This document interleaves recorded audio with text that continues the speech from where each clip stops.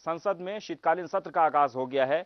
उम्मीद के मुताबिक पहले दिन थोड़ा थोड़ा हंगामा हुआ और आगे आने वाले दिनों में हंगामा जोरदार होगा। लेकिन संसद में शीतकालीन सत्र के पहले दिन संविधान दिवस पर संविधान के निर्माता पर चर्चा हुई और देखते ही देखते बाबा साहब आंबेडकर के बहाने हर किसी ने सियासी बात की, फिर चाहे वो इंटॉलरेंस का मुद्दा इशारों में हो, सेकुलर शब्द हो, संविधान की आस्था पर चोट पहुंचाने का जिक्र हो या फिर लोकतंत्र को जेल में ठूसने की बात हो। हर किसी ने संविधान दिवस पर सियासी तीर से एक दूसरे को घायल करने की कोशिश की, यानी संविधान दिवस पर ही सत्र में घमासान का आगाज हो गया है।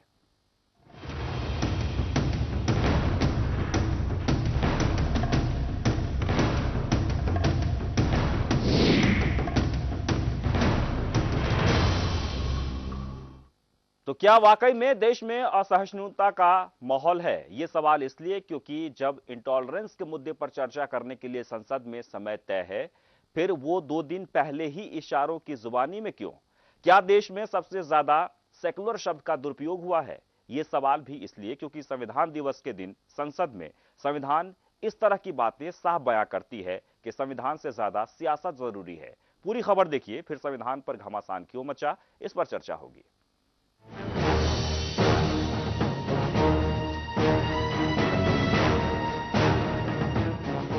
संसद में शीतकालीन सत्र के पहले दिन संविधान दिवस के मौके पर बात तो संविधान की हुई, लेकिन जो चर्चा 2 दिन बाद होनी थी वो पहले ही दिन इशारों ही इशारों में हो गई। दरअसल इंटॉलरेंस के मुद्दे पर चर्चा करने के लिए विपक्ष ने सरकार को नोटिस दे रखा है। सरकार भी तैयार है, समय भी तय है, सोमवार। लेकिन गृह मंत्री राजनाथ सिंह ने संविधान के रचयिता बाबा साहब अंबेडकर का जिक्र करते हुए इशारों ही इशारों में असहिष्णुता का मुद्दा उठाया और आमिर खान को नसीहत भी दे दी। इसके साथ ही राजनाथ सिंह ने कहा कि देश में सेकुलर शब्द का सबसे ज्यादा दुरुपयोग हुआ है। ये कहकर राजनाथ सिंह ने नई बहस को जन्म दे दिया है। बाबा साहब भीमराव जी अंबेडकर, हम सभी जानते हैं कि अपने जीवन में कितनी उपेक्षाओं का उन्हें शिकार होना पड़ा है। तिरस्कार, अपमान और कटाक्ष भी उन्हें झेलने पड़े हैं। लेकिन बाबा साहब भीमराव अंबेडकर ने कभी यह नहीं कहा भारत में हमारी इतनी उपेक्षा की जा रही है, भारत में इतना मुझे अपमानित होना पड़ा है। उन्होंने कहा कि नहीं, मैं भारत में ही रहूंगा। मैं यह मानता हूं कि सोशलिस्ट और सेकुलर यह शब्द यदि डालना यदि आवश्यक रहा होता तो निश्चित रूप से बाबा साहब भीमराव अंबेडकर ने भारत के प्रियम्बल में उसी समय सोशलिस्ट और सेकुलर इन शब्दों का जो है प्रयोग किया होता। वहीं कांग्रेस अध्यक्ष सोनिया गांधी ने भी इस मौके पर संविधान के निर्माता डॉक्टर बी.आर. अंबेडकर की जमकर तारीफ की और बताना ये भी नहीं भूली कि संविधान की दीवार को मजबूत करने में कांग्रेस का हाथ है। और इसके साथ ही सोनिया गांधी ने बीजेपी पर हमला करते हुए कहा कि जिनकी आस्था संविधान में नहीं है वो संविधान पर चर्चा कर रहे हैं। हालांकि सोनिया गांधी के इस बयान पर बीजेपी और सहयोगी दलों ने हो हल्ला मचाया, लेकिन मैडम सोनिया हंसते मुस्कुराते चुटीले अंदाज में अपना पक्ष रखते हुए कांग्रेस की तारीफ की और बीजेपी पर तंज कसा। संविधान सभा में संविधान को हर धारा और हर संशोधन के बारे में निश्चित जानकारी के साथ प्रस्तुत कर सकी। इसीलिए संविधान सभा के समक्ष संविधान के प्रारूप को अवैध रूप से प्रस्तुत किए जाने के समस्त श्रेय पर कांग्रेस पार्टी का हक बनता है। सोनिया गांधी के इस अंदाज के बाद संसदीय कार्य मंत्री वेंकैया नायडू ने सोनिया गांधी पर प्रहार करते हुए कहा कि जिन लोगों ने लोकतंत्र को ही जेल में ठूस दिया था वो संविधान और लोकतंत्र की बात कर रहे हैं। खैर, संविधान दिवस पर जिस तरह से संविधान पर घमासान मचा, उससे एक बात तो साफ है कि संसद के अंदर बैठे लोगों को संविधान से ज्यादा सियासत की चिंता पड़ी है। तभी तो संविधान दिवस के दिन भी ये लोग राजनीति से बाज नहीं आए। स्पेशल डेस्क के न्यूज।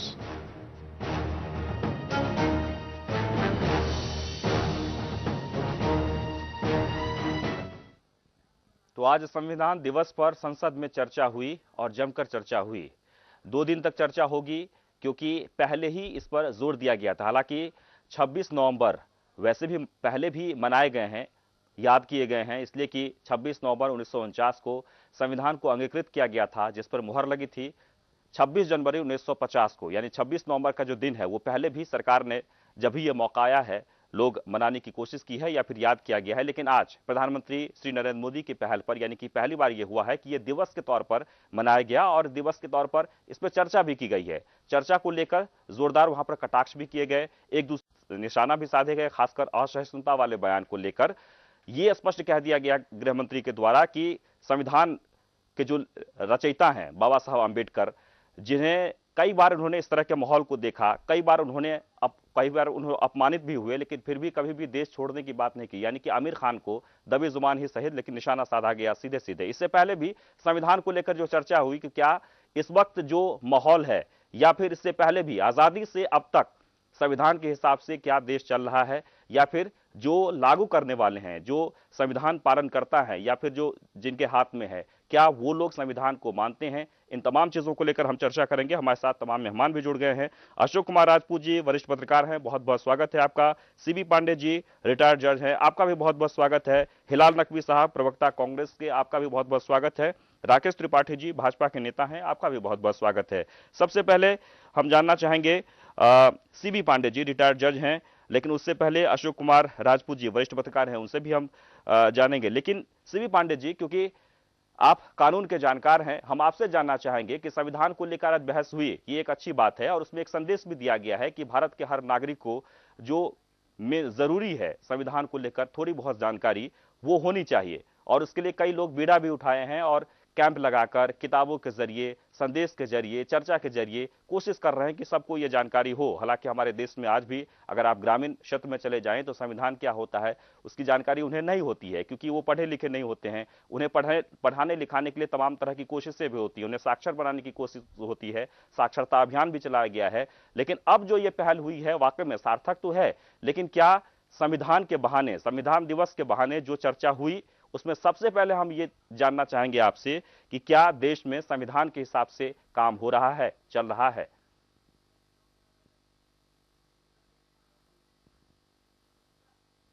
सीबी पांडे जी।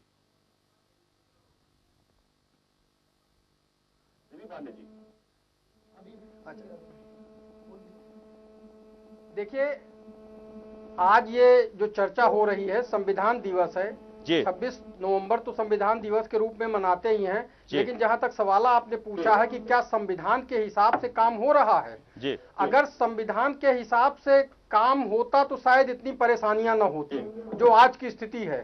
संविधान को और उसके जो प्रावधान हैं उनको राजनीतिक दल अपने हिसाब से इंटरप्रेट कर रहे हैं, और इसी वजह से जो मूल संविधान था उसमें जैसे जैसे आवश्यकता पड़ी अपने फायदे के लिए उन्होंने उसमें संशोधन भी किए हैं। लेकिन जहां तक इसकी बात है कि हम जब भी कभी उसके मूल ढांचे पे आते हैं तो सुप्रीम कोर्ट ये तय कर चुका है नंबर ऑफ जजमेंट में और बड़ी पीठ के द्वारा कि उसके मूल ढांचे में किसी भी तरह का कोई परिवर्तन नहीं किया जा सकता। ये इजाजत संसद को भी नहीं है। तो लेकिन जहां तक आपने उसके हिसाब से काम करने की बात की है तो उसके हिसाब से लेटर एंड स्पिरिट में जो अपने उसमें संविधान बनाने के पीछे जो मूल भावना थी वो कहीं ना कहीं खो गई है, और जिसके कारण आज इतनी भ्रांतियां फैली हुई हैं और उसको अपने हिसाब से इंटरप्रेट करके अपने फायदे के लिए, और यह मैं कहूं कि राजनीतिक फायदे के लिए जिस तरह संविधान में बदलाव हो रहे हैं वो उसकी मूल भावना के विपरीत जा रहे हैं। जी, तो अब तक संविधान में 100 बदलाव हो चुके हैं, यानी बहस के बाद, चर्चा के बाद बदलाव किए गए। जैसे कि सीबी पांडे साहब ने कहा कि अपने फायदे के लिए, राजनीतिक नफा नुकसान के लिए इसमें बदलाव किए जाते हैं, यानी कि संशोधन किए जाते हैं। बदलाव नहीं, संशोधन। 100 संशोधन हुए हैं इसमें अब तक। हमारे साथ हिलाल नकवी साहब है, लेकिन हमारा सवाल यह है कि आजाद भारत में क्या इस वक्त जो चल रहा है या फिर 1947 से अब तक संविधान का राज है? हिलाल नकवी साहब।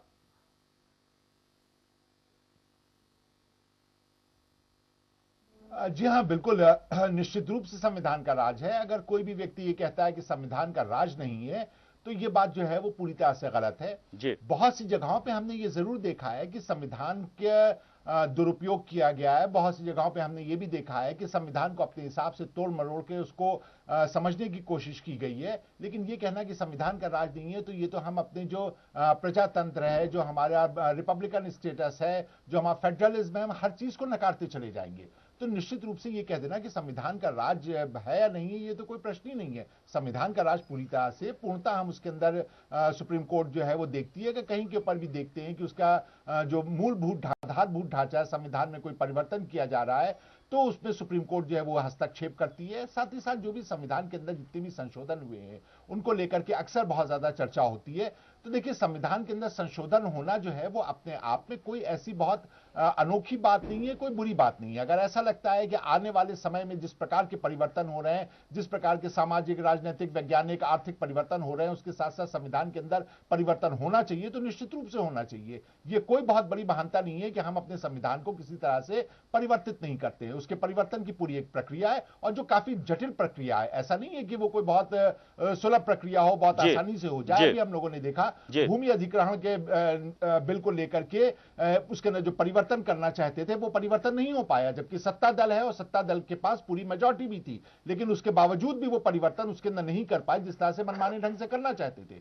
तो ये अपने आप में दिखाता है कि निश्चित रूप से संविधान की संप्रभुता है भारत के अंदर, और इसके ऊपर किसी प्रकार का प्रश्न उठाना जो है अपने आप में सही नहीं है। जी, राकेश त्रिपाठी जी, ये जरूर हो सकता है कि इसलिए भी उठा रहे हैं, जैसे सवाल हम इसलिए उठा रहे हैं की बात करें, तो निश्चित रूप से उनको भारत के झंडे से भी दिक्कत है, राष्ट्रीय गान से भी दिक्कत है, संविधान की बात तो हम करते हैं, तो वो एक अलग बात है कि आप राष्ट्रीय गान को बीच में रोक देते हैं, गवर्नर के पद के ऊपर है, संवैधानिक पद पे बैठे हुए हैं, तो हो सकता है कि कोई एक राजनीतिक दल जो है वो उसकी इज्जत उतनी ना करता हो, पर इसका एक बहुत अहम बात है, वो पूरी तरह से कार्यान्वित नहीं हो रहा। कानून की बात हम करते हैं, कानून की राज की भी बात करते हैं, लेकिन जो पालन कराने वाले हैं शायद उनके लिए ये बहुत ही ज्यादा असर नहीं होता है। इसलिए हम ये कह रहे हैं कि क्या संविधान का राज है इस वक्त देश में, ये कहने के लिए है, लेकिन आप जब उसकी जड़ में पहुंचेंगे या फिर जो समस्याओं जो लगातार जो पैदा हो रही है या देखने को जो मिलता है, उसमें स्पष्ट तौर पर यह देखने को मिलता है कि कहीं पर भी कोई कानून नहीं है, और जो कानून पालन करने वाले हैं या फिर कराने वाले हैं, जो लोग जिन्हें सबसे ज्यादा इसे पालन करना चाहिए या उसके अनुसार काम करना चाहिए, वही ज्यादातर दुरुपयोग करते हैं। और जब संविधान का निर्माण हुआ था उसी दौरान ये कहा गया था संविधान आप कितना भी अच्छा क्यों न बना लें, खासकर बाबा साहब अम्बेडकर ने ये बातें कही थी कि आप कितना अच्छा भी क्यों न तैयार कर लें, जो पालन करता है, जो सदस्य हैं, जो लोग हैं, वो अगर अच्छे नहीं होंगे, वो अगर समझदार नहीं होंगे, इसे मानने वाले नहीं होंगे, तो कानून अच्छा नहीं हो सकता, संविधान अच्छा नहीं हो सकता है। और भी चर्चा करेंगे कि आखिरकार क्यों हम कह रहे हैं कि कानून का राज नहीं है, लेकिन इससे पहले राकेश त्रिपाठी जी से हम प्रतिक्रिया लेंगे। लगातार हम चर्चा कर रहे हैं कि क्या देश में कानून का राज है। संविधान दिवस के मौके पर संसद में चर्चा हुई, घमासान भी हुआ, लेकिन बड़े ही मुस्कुराते हुए सोनिया गांधी ने अपनी ही अंदाज में जवाब देते हुए कहा कि संविधान की बात करने वाले कौन हो, यानी कि संविधान जब बनाए जा रहे थे उसमें से कौन लोग हैं, या फिर आप किस तरह से बातें कर रहे हैं, जिस तरह से लगातार घटनाएं घट रही हैं, संविधान पर जिस तरह से प्रहार किया जा रहा है। सवाल यह उठता है कि इस वक्त जो भी कुछ हो रहा है या फिर आजादी से अब तक जो घटनाएं घटी हैं उसके अनुरूप हम बात कर रहे हैं कि क्या देश में कानून का राज है, संविधान का राज है। राकेश त्रिपाठी जी।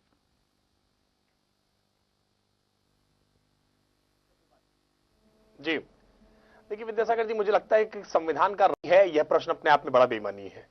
मुझे लगता है कि भारत में जिस तरह से संविधान बना और संविधान सभा ने जिस तरह से उस पर घंटों, महीनों और वर्ष तक पूरी चर्चा जिस तरह से की, और विश्व की उस समय जो तत्कालीन व्यवस्थाएं प्रशासन की लोकतांत्रिक दलीय लोकतंत्र की जो भी व्यवस्थाएं जो थी, उनमें जो सबसे उत्तम व्यवस्थाएं थी, उन उत्तम व्यवस्थाओं का संकलन करके भारत के संविधान को बनाया। और ये भारत के संविधान की बड़ी खूबसूरती है कि ये इतना विस्तृत और लिखित संविधान है जिसमें हर बात को बहुत स्पष्ट तरीके से स्पष्ट कर दिया गया है। मुझे लगता है कि सेपरेशन ऑफ पावर, जो शक्ति का पृथक्करण का सिद्धांत है, यहाँ न्यायपालिका, कार्यपालिका, विधायिका, इन तीनों की ताकत को जिस तरह से अलग करके लिखा गया है और सबके दायरे लिखे गए, एकदम परिभाषित किए गए हैं, मुझे लगता है अपने आप में खूबसूरती है। हम जब पाकिस्तान के साथ तुलना करके कभी देखें या अपने आस पड़ोस के किसी भी देश के साथ तुलना करके देखेंगे तो हमें महसूस होगा कि भारत का संविधान वास्तविकता में कितना अच्छा अच्छा है। और जहां तक उसके पालन होने या न होने की बात है, तो मुझे लगता है कि अभी जिस तरह से डॉक्टर हिलाल नकवी जी ने अभी कहा कि भाजपा संविधान के पालन में विश्वास नहीं रखती है, तो ऐतिहासिक तथ्य है। मुझे लगता है तथ्य को झुठलाया नहीं जा सकता है। ऐतिहासिक तथ्य है कि भारत में संवैधानिक उपबंध, संवैधानिक संकट एक बार खड़ा हुआ है जब देश में आपातकाल लगाया गया और जब लोगों के लोकतांत्रिक अधिकार उनसे छीन लिए गए और पूरे देश को आपातकाल में झोंक दिया गया था। तो वो काम केवल अगर किसी ने किया है तो कांग्रेस की श्रीमती इंदिरा गांधी जी ने किया है।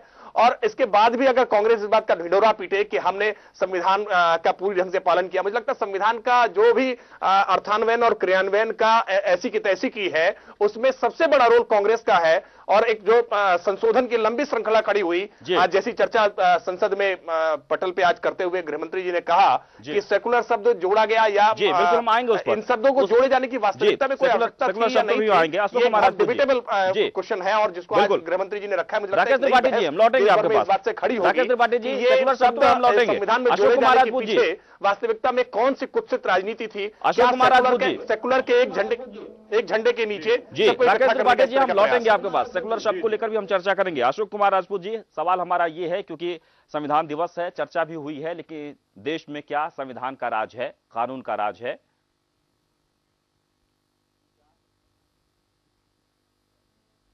देखिए सागर जी, संविधान का राज तो है, संविधान का राज रहेगा। संविधान बना ही इसीलिए कि संविधान बरकरार रहे, लेकिन संविधान बनाया था जन के लिए और तंत्र के लिए, जन के लिए और तंत्र के लिए। जी, जन और तंत्र के लिए जो बना संविधान है उसे कौन कितना मान रहा है, जन कितना मान रहा है और तंत्र कितना मान रहा है, यह हो रहा है।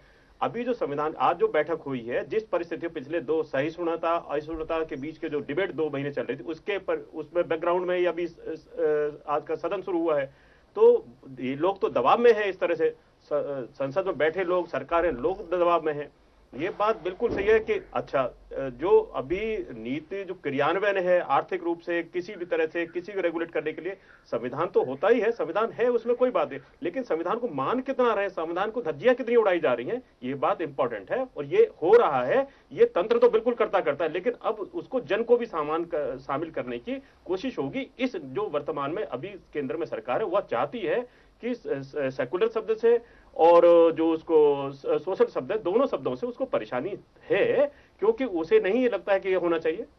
देश का तंत्र इतना बड़ा सिस्टम है, उसमें होना चाहिए, बिल्कुल मानता हूं होना चाहिए। लेकिन कांग्रेस ने गलती क्या हो गई, कांग्रेस ने इतने सारे जब बनाया चीजें, अपने नकवी साहब बराबर में हैं, वो समझेंगे इस बात को, बनाने के बाद एकदम से क्या जल्दी पड़ गई कि आपको इतने सारे संशोधन करने पड़ गए। आप टिके क्यों नहीं चीजों के ऊपर, आपने दृढ़ता क्यों नहीं रहने दी? जब आप इतनी चीजों को रास्ता देंगे तो नेचुरली अब जो नए आएंगे वो अपने रास्ते से करेंगे। संविधान बहुत किसी धर्म ग्रंथ से भी बड़ा होता है, ये समझने की स्थिति होनी चाहिए। जब तक इन पॉलिटिकल पार्टीज में ये नहीं समझ में आएगी तो स्थितियां खराब होगी। उसके लिए सुप्रीम कोर्ट रेगुलेट करे, वह रेगुलेट करे, जनता फिर ऐसे ही आ जाए, भीड़ तंत्र आ जाए, वो कहे हमारा तो ऐसा होना चाहिए, तब कैसे होगा? तो तंत्र और जन दोनों के लिए संविधान की बहुत जरूरत है। संविधान में अपनी मन इच्छा लोगों की तात्कालिक होनी चाहिए, वह नहीं होनी चाहिए। कांग्रेस को भी कुछ गलती कर चुकी है, भाजपा कुछ मन बना रही है संघ के इशारे पर, जिसके इशारे से पर कह रहे हैं बहुत बड़े चल रहा होगा, लेकिन मुझे लगता है उतना अच्छा नहीं चल रहा जितना अच्छा चलना चाहिए था। जी बिल्कुल। एपी ओझा जी वरिष्ठ अधिवक्ता हैं, सीबी पांडे जी हमारे साथ नहीं जुड़े हुए हैं। एपी ओझा जी जो कि वरिष्ठ अधिवक्ता हैं, सवाल ये बार बार हम इसलिए कह रहे हैं कि देश में संविधान है, कानून भी है, लेकिन कानून उन लोगों के लिए है जो लोग बिल्कुल अनभिज्ञ हैं चीजों से। अगर आपके पास रसूख है तो आपके साथ कोई कानूनन डर नहीं है। अगर आप कोई अपराध भी कर देते हैं तो 10 लोग आपके साथ खड़े हो जाते हैं और उस अपराध से आप निकल जाते हैं, बच जाते हैं। लेकिन जो जनता है, छोटी सी गलती को लेकर भी महीनों जेल में कोई गुरेज नहीं है, यानी कि उसे धकेल दिया जाता है, कोई सुनवाई नहीं होती है, कोई बातें नहीं होती है। अगर आपके पास पैसे ना हो तो और भी दिक्कत है। ये इसलिए हम बार बार इस चीज को जोर देकर कह रहे हैं कि संविधान तो है, बहुत सुंदर है, बहुत सारी बातें हैं, एक एक चीज को लेकर उसमें डिफाइन किया गया है, एक एक चीज को लेकर जुर्माना भी है, अपराध को लेकर या फिर किसी भी चीज को लेकर उसे राजनीतिक दलों ने, सरकार ने अपने फायदों या घटा या नुकसान को लेकर उसमें बहुत सारे संशोधन भी किए गए हैं। 100 संशोधन किए गए हैं और अभी भी बहुत सारे कगार पर हैं, जो जब भी लगता है तो उसमें संशोधन कर दिया जाता है। ये भी ठीक है, लेकिन जो पालन कराने वाले लोग हैं, क्या सबसे ज्यादा वही कानून की धज्जियां नहीं उड़ाते? इसलिए हम बार बार ये कह रहे हैं कि क्या देश में कानून का राज है, संविधान का राज है, क्योंकि इस तरह की घटनाएं लगातार घटती रही है। एपी ओझा जी।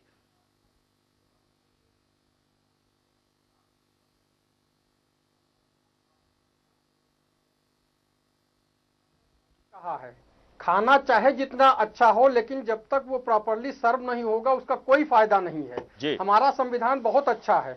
अभी जैसे राकेश जी ने कहा, मैं उनकी इस बात से तो इत्तेफाक करता हूं कि 7 देशों की अच्छी चीजों को लेकर यह संविधान बनाया गया, लेकिन उन चीजों को हमारे संविधान में समाहित तो कर दिया गया, लेकिन जिन देशों से वो चीजें ली गई उनकी राष्ट्रीयता कितनी स्ट्रांग है, कितनी प्रबल है, उसका समावेश हमारे यहाँ संविधान में न हो पाया और न उसको कभी कराने की आवश्यकता महसूस हुई। अगर आप ये देखें कि जब भी ऐसा नहीं कि संविधान का राज नहीं है, संविधान का राज है, लेकिन वो किसके फायदे के लिए है, किस तरह से किया जाता है, उसको संशोधन क्यों किया जाता है, जब कभी आवश्यकता पड़ती है। इतने पुराने, आप समझ लीजिए जिस चीज की सबसे ज्यादा आवश्यकता है आज, क्या उसमें कभी संशोधन हुआ? आज हमारे यहाँ आईपीसी, अभी आपने जेल में सड़ने की बात की, आईपीसी 1860 की है। क्या हमारी संसद इतनी कॉम्पिटेंट नहीं थी कि वो 150 साल में अंग्रेजों का बनाया कोई भी कानून ठीक से अपने यहाँ अपने स्थिति काल परिस्थिति के हिसाब से बना सकती? दूसरी चीज जो हमारे यहाँ सबसे बड़ी विडंबना है कि हम जिस चीज को चाहते हैं, अगर हमने कहा कि संविधान को अपने हिसाब से इंटरप्रेट करते हैं, अगर वो नहीं हो पाता है और सुप्रीम कोर्ट ने उसमें किसी भी तरह का हस्तक्षेप कर दिया, तो उसको भी वो लताड़ने की कोशिश करते हैं। और साहबानों का केस इसका एक ज्वलंत उदाहरण है कि जिसको कि सुप्रीम कोर्ट ने दिया, लेकिन संसद में लाके उसको दोबारा उसको वो कर दिया। अभी इसी तरह की एक घटना होने जा रही थी लेकिन बच गई। जो अपराधियों को सजा देने के बाद जो सजा याफ्ता अपराधी हैं उनको चुनाव लड़ने पर जब रोक लगाई गई तो सीधे सीधे ये कहिए कि उस समय गुड सेंस प्रिवेल्ड एंड वो फाड़ दिया गया, नहीं तो भी संविधान में एक वो लाने की जरूरत पड़ रही थी। तो ये चीजें, मेरे ये कहने का मतलब नहीं कि हमारा संविधान खराब है, लेकिन उस संविधान को न तो प्रॉपरली जिस मंशा से वो बनाया गया था वो लागू किया जा रहा है। दूसरी चीज, यहां हो सकता है लोग मेरी बात से सहमत ना हो, लेकिन मैं एक बात कहना चाहता हूं कि हमारा संविधान 1950 में लागू हुआ, 1949 में अंगीकृत किया गया, लेकिन 1948 में यहां सबसे बड़ा एक घोटाला हुआ था, विलीजीप कांड। उसके बाद संविधान में ऐसी व्यवस्थाएं क्यों नहीं की गई कि जो घोटाला करने वाले संवैधानिक पदों पे बैठे हैं उनको आजीवन चुनाव लड़ने से रोक दिया जाए? तो यह कहने का मतलब नहीं कि संविधान अपना काम नहीं कर सकता, संविधान अच्छा है, काम कर सकता है, लेकिन उससे काम जो लोग बैठे हैं जिनको उसको लागू करना है उनकी नीयत में खोट है। तो यहां नीति से ज्यादा, संविधान से ज्यादा नीयत का सवाल है। जी हिलाल नकवी साहब, क्या वाकई में मंशा नहीं है, नीयत में ही खोट है?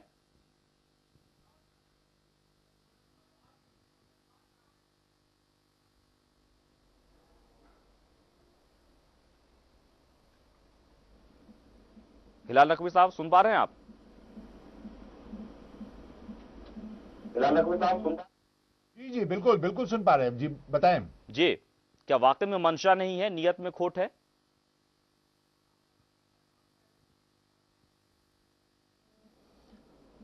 देखिए, आज की तारीख में जो अगर आज के परिप्रेक्ष्य में बात करें तो नीयत में खोट जो है वो जिस प्रकार का गृह मंत्री जी का भाषण आया है उससे बहुत स्पष्ट दिखाई देता है कि नीयत में खोट है। इसी वजह से किसी भी प्रकार के और जो विकास के ऊपर चर्चा होना है या और जिस प्रकार की चीजों पे चर्चा होना है उनमें किसी पे चर्चा ना करके उन्होंने जो विषय उठाया वो सेकुलरिज्म का विषय उठाया, जबकि 1977 में पूर्ण बहुमत के साथ भारतीय जनता पार्टी जो है वो आ चुकी है। अगर उनको लगता था तो उस वक्त उन्होंने क्यों नहीं उसको हटा दिया? तब तो जनता पार्टी थी उस वक्त जो है, तभी नया नया उसके अंदर जोड़ने की बात हुई थी, तो उस वक्त हटा दिया जाना चाहिए था। उसके बाद इनके पास पूरा था। देखिए, बात बिल्कुल सही है जो आज श्रीमती सोनिया गांधी जी ने, हमारी जो माननीय श्रीमती सोनिया गांधी अध्यक्ष है कांग्रेस की, उन्होंने कहा, अंबेडकर जी को कोट किया कि संविधान चाहे कितना ही अच्छा क्यों ना हो, बात होती है कि उसको पालन करने वाले लोग कितने अच्छे हैं। अगर पालन करने वाले लोग जो हैं उनके अंदर सहनशीलता नहीं है, वो जो है वो सहनशील नहीं है, तो निश्चित रूप से इसी प्रकार से संविधान के अंदर तोड़ मरोड़ करके उसके अंदर ऐसी ऐसी चीजों की व्याख्या करने की आवश्यकता आ जाती है जो कि किसी भी तरह से हमारे दैनिक जीवन या क्रियाकलाप से जुड़ा हुआ नहीं है। अब अगर हम संविधान में सेकुलरिज्म को पंथ निरपेक्ष और धर्म निरपेक्ष की एक हेडलाइन डिफरेंस को लेकर के पूरा दिन निकाल दें, उसके ऊपर हमारे गृह मंत्री पूरा भाषण देते रहे, तो निश्चित रूप से यह दिखाती है कि कहीं ना कहीं संविधान से बड़ी छेड़छाड़ किए जाने की अब कोशिश करेगी ये वाली जो सरकार है। तो ओझा जी जो बात कह रहे हैं वो बिल्कुल निश्चित रूप से ये बात सही कह रहे हैं कि कभी कभी ऐसे राष्ट्र जो दल हैं वो आ जाते हैं सत्ता में जो संविधान के मूलभूत ढांचे को समझे बगैर उसके साथ छेड़छाड़ करने की कोशिश करते हैं और ये जाने बगैर कि इससे क्या प्रभाव पड़ना है, क्या होना है, जो उनके अपने छुपे हुए एजेंडा है वो संविधान के आड़ में आकर के आगे बढ़ाने की कोशिश करते हैं। लेकिन एक जैसे कि आप भी बार बार ये जिक्र कर रहे हैं कि आज धर्मनिरपेक्षता को लेकर जिस पर चर्चा हुई है, गृह मंत्री ने स्पष्ट कह दिया कि इस शब्द का सबसे ज्यादा दुरुपयोग हुआ है। छोटे से ब्रेक के लिए रुकेंगे, ब्रेक के बाद जब लौटेंगे तो हम जानेंगे राय कि धर्मनिरपेक्षता जो शब्द है जो बार बार इस्तेमाल किया जाता है वाकई में इसका सिर्फ और सिर्फ दुरुपयोग हुआ है। तो संविधान पर घमासान आज संसद में देखने को मिला, चर्चा हुई और चर्चा के दौरान सियासी बातें भी हुई, एक दूसरे पर निशाना भी साधा गया, लेकिन एक शब्द धर्मनिरपेक्ष जो बार बार इस्तेमाल किए जाते हैं सभी पार्टी की तरफ से, उसका दुरुपयोग हुआ है ये कह रहे थे गृह मंत्री राजनाथ सिंह। राकेश त्रिपाठी जी, गृह मंत्री कह रहे थे ये बात, क्या वाकई में इसका दुरुपयोग हुआ है और हुआ है तो कैसे?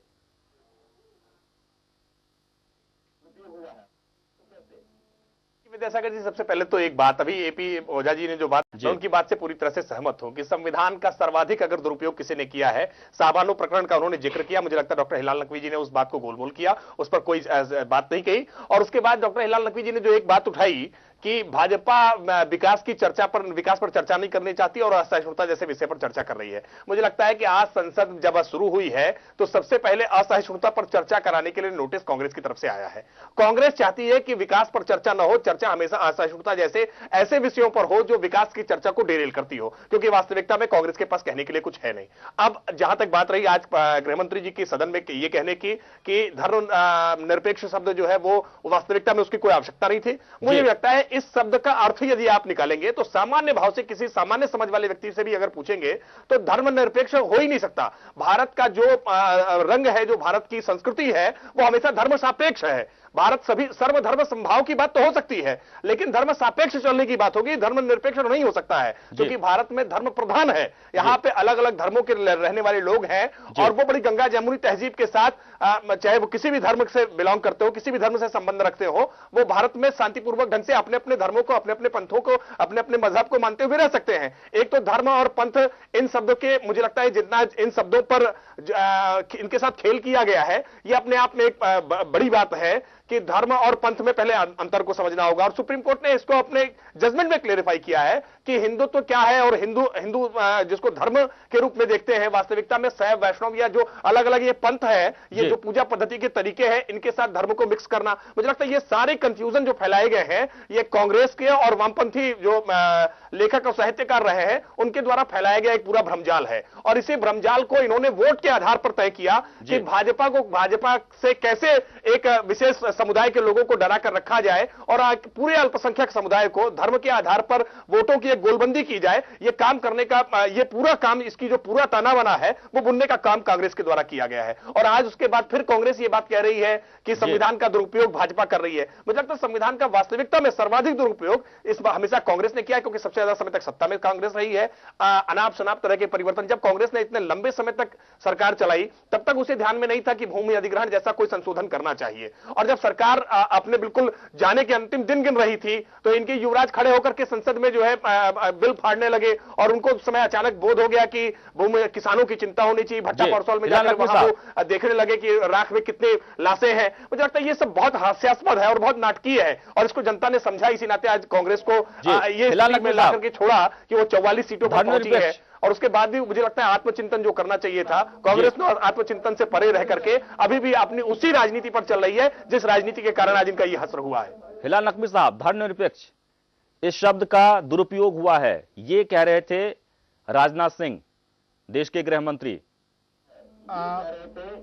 राजनाथ सिंह जी, मंत्री।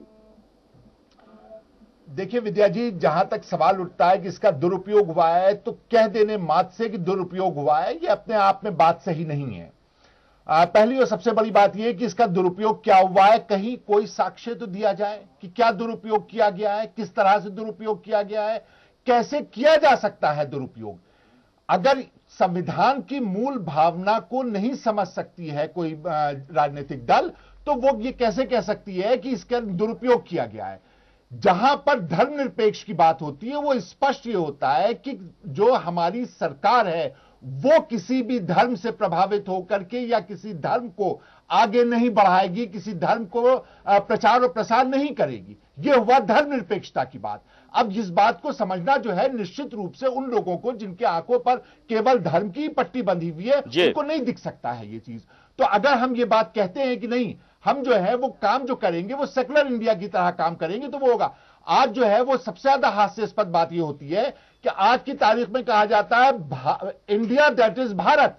अब आप इंडिया के ऊपर भी लेकर के कीजिए ना चर्चा कि इंडिया का वास्तविक अर्थ क्या है, इंडिया होना चाहिए या नहीं होना चाहिए, इंडिया और भारत में क्या अंतर है। आप क्योंकि इन सब चीजों को समझने से परे हैं, यहां तक कि सवाल उठता है कि हम जो है वो भट्टा परसौल में राग छान रहे थे, किसानों की बात कर रहे थे। भारतीय जनता पार्टी की तरफ से यही बयान आना चाहिए, सूट बूट की सरकार जो है वो किसानों का दुख दर्द नहीं समझ सकती है, कभी नहीं समझ सकती है। वो कभी नहीं जान सकती है कि जमींदारी एबोलिशन किसने किया है, वो कभी नहीं समझ सकती है कि किस तरह से यहां के ऊपर जो पूरे के पूरा उसका कंसोलिडेशन किया गया है भूमि का, वो कभी नहीं समझ सकते हैं। वो कभी नहीं समझ सकते हैं कि किस तरह से भूमि के जो जमींदारी बेतहाशा भूमि हुआ करती थी, उनसे लेकर के गरीब किसानों को देने का कार्य किया गया है। वो सब चीजें इनको नहीं नजर आएंगी, इनको नजर आनी भी नहीं चाहिए, क्योंकि इनको सारी प्रक्रिया पलट देनी है। तो जो बात अभी हमारे भाजपा के मित्र ने कहा या भारतीय जनता पार्टी कह रही है, ये तो उसी बात को आगे बढ़ा रहे हैं।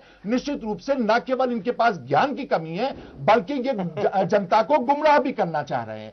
अभी वक्त लगेगा सीखने में कि संविधान कैसे चलता है, संविधान की विशेषताएं क्या है। 1977 में आप रहे, आप कुछ नहीं बोले, उसके बाद अटल बिहारी वाजपेयी जी की सरकार आई, आप कुछ नहीं बोले।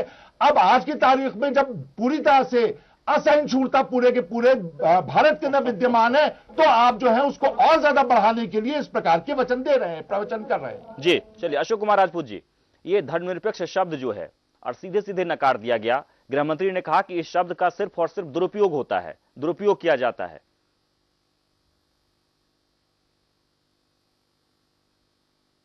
राजनाथ सिंह जी जिस बैकग्राउंड से आते हैं, धर्म से उनकी पार्टी धर्म को लेकर के आगे बढ़ती है, जिस तरह से वो आगे आई है, तो उनको तो कहना ही चाहिए, ठीक है। और सेकुलर शब्द का यूज और मिसयूज ये दोनों पार्टियां ज्यादा करती हैं, इसमें कोई शक नहीं है। ये जब संविधान बना तो 165 दिनों में चर्चा में 111 सत्र चले, और कम से कम जनता, जब संविधान बन रहा था उस टाइम जनता और मीडिया बाकायदा कुछ कमरे बैठ के नहीं बनाया गया। ये संविधान तो अच्छे बनाया गया, अच्छे ढंग से बनाया गया, लेकिन इस सेकुलर शब्द को लेकर जो परेशानियां, जो मरोड़े हैं इस समय सत्तारूढ़ दल को ज्यादा है। कांग्रेस ने, इसमें कोई शक नहीं, उसका भी सेकुलर के नाम पर बहुत कुछ किया। उन्होंने वोट को स्ट्रेंथन उसी तरह किया, पॉलिटिक्स, वोट की पॉलिटिक्स उन्होंने उसी आधार पर की। अब कैसे बदल जाएगा, कैसे चीजें हो जाएंगी, अब ये सारी चीजें चाहते ये है किसी तरह संविधान में चीजें हो जाएंगी, व्यवस्थित हो जाएंगी, लंबे समय रह जाए, तो ऐसी उनकी मंशा है। लेकिन उन्होंने पहले कहा नहीं, या तो वो कहे कि हम सेकुलर शब्द को हटा, इलेक्शन मैनिफेस्टो में कहते कि हमें एलर्जी है ये सेकुलर शब्द से, हमें एलर्जी है सोशल शब्द से, तब तो बात आती। लेकिन अब गृह मंत्री कह रहे, गृह मंत्री की आज की बात बिल्कुल बेईमानी है, और यह बात जो अब उठा रहे हैं ये बिल्कुल नहीं, ठीक नहीं है। और नहीं जी, एपी ओझा साहब, भारत के जैसे स्थिति में जहां कश्मीर से कन्याकुमारी तक लोग रहते हैं, यहां सेकुलर ही चल पाएगा और कोई नहीं चल पाएगा। जी एपी ओझा जी, चलिए, धर्मनिरपेक्ष शब्द जो है वो भी उसमें अपना वो देखना, संरक्षण देना पड़ेगा, तब होगा। शब्द जो है जी एपी ओझा जी, धर्मनिरपेक्ष शब्द जो है, आज इस बात को लेकर भी चर्चा हुई, शब्द को लेकर भी चर्चा हुई, और गृह मंत्री ने तो स्पष्ट कह दिया कि इसका दुरुपयोग हुआ है। लेकिन वाकई में सभी पार्टी, सिर्फ हम एक पार्टी को नहीं बल्कि जितने भी पार्टी हैं, वो जब भी चुनाव के दौरान इस तरह की बातें कही जाती है, धर्मनिरपेक्षता की बातें कहते हैं, लेकिन जीतने के बाद, सरकार बनने के बाद, क्या इस शब्द का वाकई में सही तरीके से उपयोग किया जाता है, या वाकई में इस नाम का सिर्फ दुरुपयोग होता है?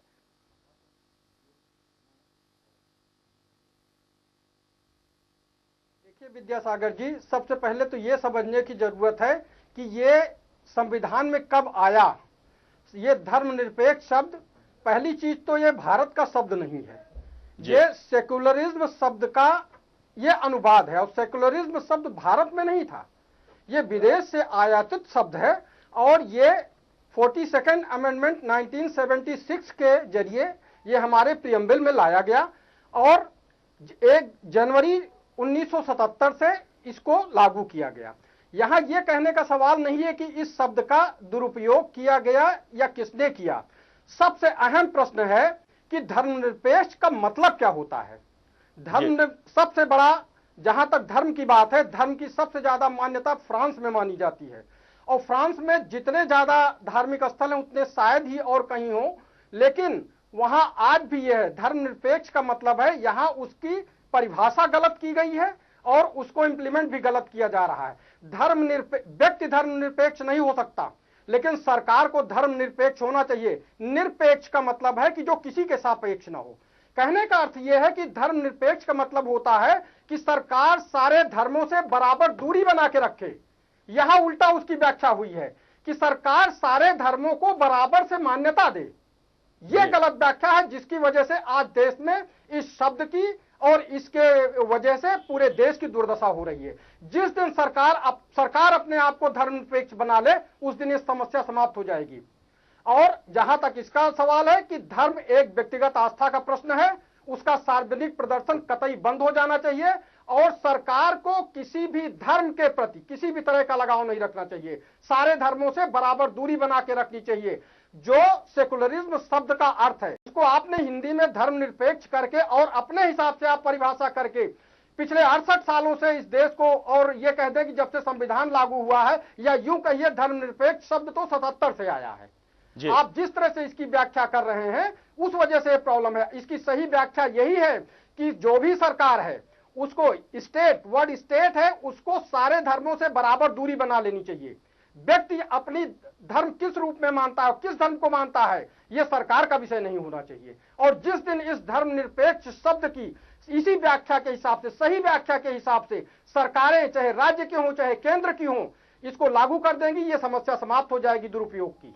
जी बिल्कुल। और ये खासकर एक समुदाय के लोगों के लिए ज्यादातर इस्तेमाल किया जाता है और बातें कही जाती है कि हम आपके हैं या आपके साथ हैं। लेकिन हिलाल नकवी साहब, एक बहुत ही बड़ा सवाल खड़ा हो गया है वाकई में। जो बातें एपी ओझा जी ने कहा है कि हमारे देश में संविधान को लेकर आज चर्चा हुई, संविधान पर बहस हुई, संविधान दिवस को लेकर, यह बहुत ही सराहनीय है।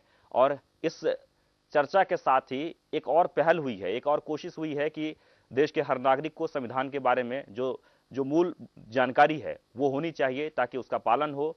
और ग्रंथ के तरह, जैसे लोग गीता, महाभारत, रामायण या फिर कुरान, इन सब ग्रंथों की जो महत्ता है उसी तरह हम मानते भी हैं, कानून की किताब भी हमें जानकारी होनी चाहिए। और बहुत सारे लोग बीड़ा भी उठाए हैं, जानकारी दे रहे हैं। लेकिन हमारे देश में, जैसे कि पहले हमने ये कहा था, संविधान का राज है, संविधान है, बहुत ही बढ़िया है, कानून की बात करते हैं, कानून का पालन भी करवाते हैं।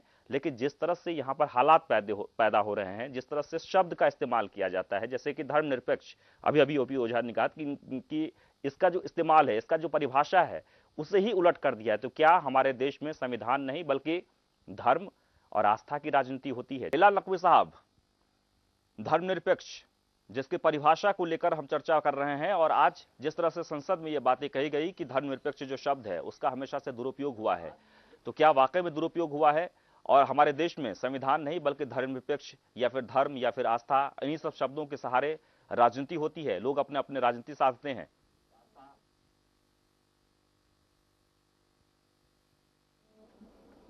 देखिए विद्या जी, अगर वास्तव में देखा जाए तो ये एक बहुत ही अफसोस का विषय है कि आज की तारीख में जब सारी दुनिया जो है वो आगे बढ़ रही है, विकास की बात करती है, किस तरह से हम जो है वो अपनी आर्थिक स्थितियों को सुधारें, किस तरह से हम समाज को जो है वो आगे बढ़ा कर लेकर के आए, किस तरह से गरीबी से लड़ें, उसको दूर करें, हम इस चर्चा में लगे हुए हैं कि सेकुलरिज्म का मतलब धर्मनिरपेक्ष है या पंथ निरपेक्ष है। देखिए ये एक फिलॉसफी है, ये फिलॉसफी जो है ये राज्य को दी गई है कि राज्य जो है वो किसी भी धर्म को स्पॉन्सर नहीं करेगा, किसी भी धर्म को आगे नहीं बढ़ाएगा, किसी प्रकार से किसी भी धर्म को संरक्षण नहीं प्रदान करेगा, ना ही राज्य का अपना कोई धर्म होगा। वास्तव में ये एक आइडियोलॉजी है। इस आइडियोलॉजी के अलावा इसके अंदर और किसी भी चीज को ढूंढना, किसी भी चीज को निकालना, किसी भी चीज के दोबारा इसके ऊपर बहस या चर्चा शुरू करना अपने आप में कि किस तरह से जो लोग इस कार्य में लगे हुए हैं वो इस देश का जो बेसिक कैरेक्टर है उसको बदलने की कोशिश कर रहे हैं। और लगातार उस बेसिक कैरेक्टर को बदलने की कोशिश में ही आप देखिए कि कभी लव जिहाद की बात होती है, कभी घर वापसी की बात होती है, कभी जो है वो हाई कोर्ट और सुप्रीम कोर्ट को एफिडेविट देने के बाद भी जो विवादित ढांचा है उसको गिरा दिया जाता है। उसके बाद जब पूछा जाता है तो कहते हैं एक तरफ जो है वो कंटेम्प्ट ऑफ कोर्ट था, एक तरफ कंटेम्प्ट ऑफ राम था, मैंने कंटेम्प्ट ऑफ कोर्ट कर दिया है। तो ये जो बात कही गई है ये अपने आप में दिखाती है कि आप कंटेम्प्ट ऑफ कोर्ट अगर कर देते, कंटेम्प्ट ऑफ राम नहीं करते, तो इसका मतलब ये हुआ कि राज्य का अपना एक धर्म है। और इसी चीज को रोकने के लिए ये आइडियोलॉजी जो है ये डाली गई थी हमारे कॉन्स्टिट्यूशन के अंदर। कल्याण सिंह साहब ये बात कह करके और उन्होंने जो भी वाहवाही लूटी हो, जो भी उन्होंने किया हो, लेकिन जनता ने उसको बिल्कुल नहीं पसंद किया। उसके बाद से आज तक की भारतीय जनता पार्टी की सरकार कम से कम उत्तर प्रदेश में नहीं आई है। तो जो यहां की जो मूलतः जो जनता है वो पूरी तरह से धर्मनिरपेक्ष है। उसको इस बात से कोई फर्क नहीं पड़ता है कि धर्म निरपेक्ष है, पंथ निरपेक्ष है, सेकुलरिज्म है, क्या है। उसको फर्क इस बात से पड़ता है कि हमको 200 रुपए किलो दाल खरीद करके जो अपनी थाली में लेकर के आनी है उसकी जुगाड़ कैसे करें। उसको इस बात पे फर्क पड़ता है कि 60 रुपए किलो जो टमाटर मिल रहा है उससे हम कैसे लड़ें। उसको फर्क पड़ता है कि जो वादा किया गया था कि 2 करोड़ नौकरियां हर साल मिलेंगी, नौकरी नहीं मिल रही है, उससे फर्क पड़ता है। इस बात से फर्क पड़ता है कि हमारे टैक्स के पैसे से आज की तारीख में प्रधानमंत्री जो है वो सारे देशों को घूम रहे हैं और वहां उनको क्या हासिल हुआ है किसी को नहीं मालूम है। आज की तारीख तक की जितने भी हुए एफडीआई, कितना एफडीआई आया, वादे आए हैं खाली, कोई एफडीआई नहीं आया यहां के भारत के अंदर, उससे फर्क पड़ता है। तो जो हमारे टैक्स के पैसे का मिसयूज हो रहा है, जो हमारे सोशल वर्क थे, जो सामाजिक कार्य थे, जैसे कि जो एक अधिकार दिया गया था बेरोजगार लोगों को ग्रामीण क्षेत्रों में, उससे पैसे की कटौती की जा रही है, कृषि के क्षेत्र में पैसे से कटौती की जा रही है। इन सारी चीजों के ऊपर एक कारपेट के नीचे कर देने के लिए इस प्रकार की बहस जो है वो होती रहेगी, लगातार होती रहेगी जब तक कि सरकार बिहार और दिल्ली में जिस प्रकार से इनको किनारे लगा दिया गया कि अगर जोड़ दीजिए तो वो 56 होते हैं। आज हमारे मित्र हमको 44 बता रहे थे, हमको 44 तक आने में 60 साल से ऊपर लग गए। आपको 3 के ऊपर आने में 3 महीने नहीं लगे। 3 महीने के अंदर आप दिल्ली के अंदर 3 के ऊपर आ गए और उसके बाद में बिहार के अंदर आप कहां पहुंच गए? हम 0 पे है, बिल्कुल 0 पर है। हमें उससे कोई वो नहीं है कि हम जो है बहुत अच्छे हैं, लेकिन हम जहां पे पहुंचे हमको 60 साल से ऊपर लगा है। आपको वहां पहुंचने में 3 महीने नहीं लगे थे। तो जो जनता का फैसला वो लगातार आ रहा है और मध्य प्रदेश में भी अभी जनता का फैसला कर दिया है। हम 44 से 45 हो रहे हैं, हम आगे की तरफ बढ़ रहे हैं और आप जो है वो नीचे की तरफ आ रहे हैं। ये भी बहुत साफ दिखाई दे रहा है। राकेश जी,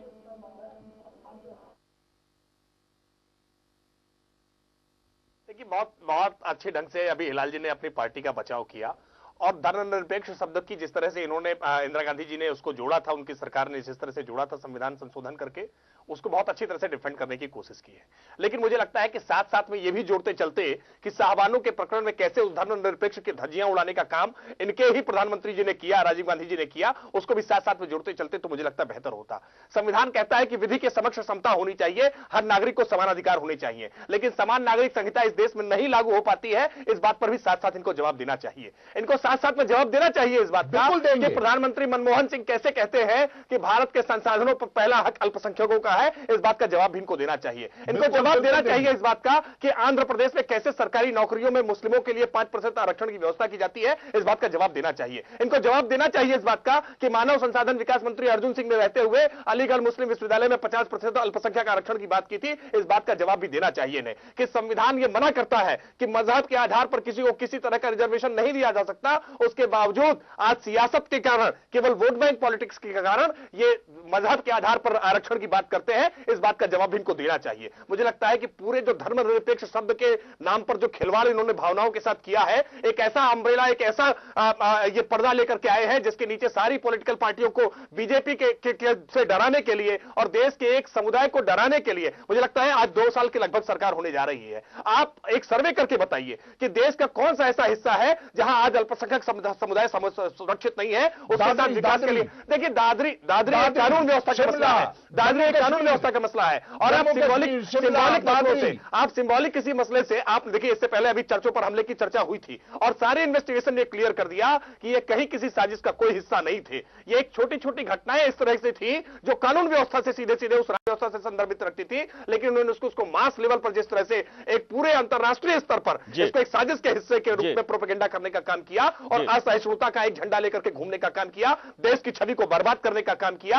आज जिस तरह से सुरक्षा परिषद में भारत का दावा मजबूत हो रहा है, वहां अंतरराष्ट्रीय पटल पर भारत की छवि को खराब करने का प्रयास कांग्रेस और वामपंथी दलों द्वारा किया जा रहा है। मुझे लगता है कि शायद भारत की जनता इसका माकूल जवाब इनको आने वाले समय में देने वाली है। जी हिलाल नकवी साहब, कम शब्दों में।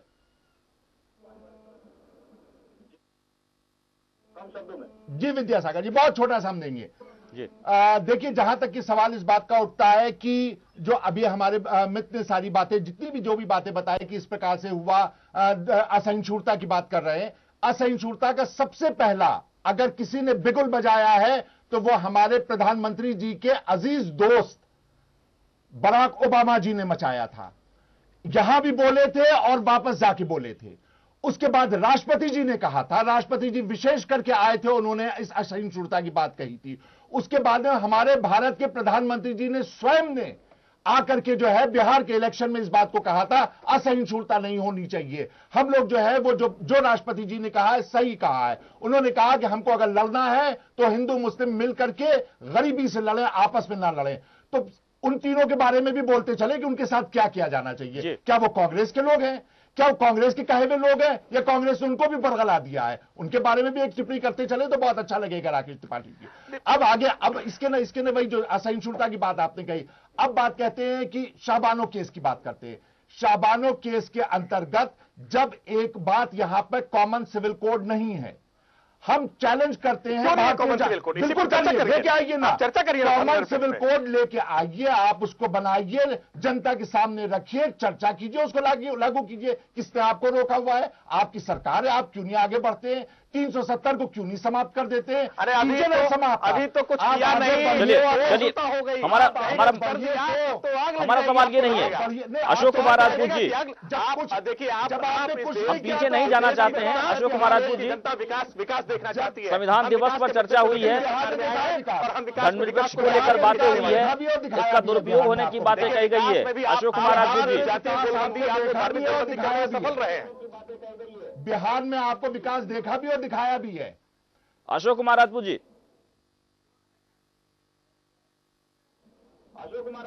जी बोलिए जी।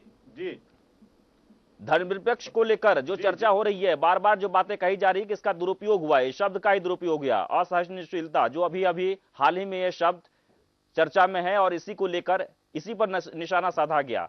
सवाल ये उठता है कि आज तक हमारे देश में इन सब शब्दों का जो इस्तेमाल होता है, या फिर ये सब शब्दों वोट के लिए, राजनीति साधने के लिए,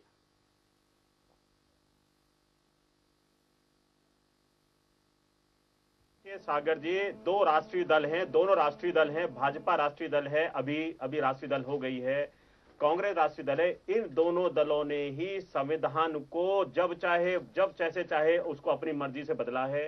इन्हीं दोनों पार्टियों ने इसको सेकुलर शब्द पर काम किया है, सेकुलर शब्द को भी अपने हिसाब से उपयोग किया है, सबसे ज्यादा फायदा उठाया है।